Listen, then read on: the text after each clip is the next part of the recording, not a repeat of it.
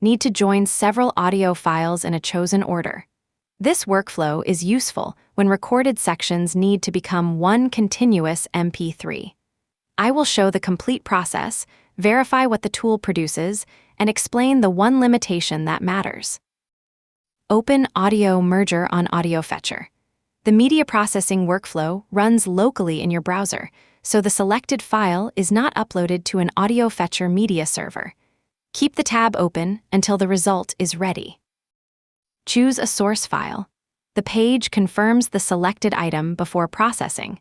For tools that accept several inputs, the order shown here is the order used in the result. Select 2 or more files in the order you want them joined.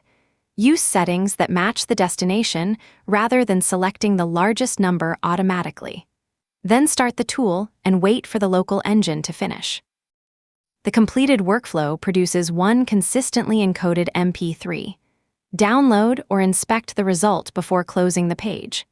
The automated AudioFetcher test suite also opens this output with FFprobe and verifies its expected stream properties.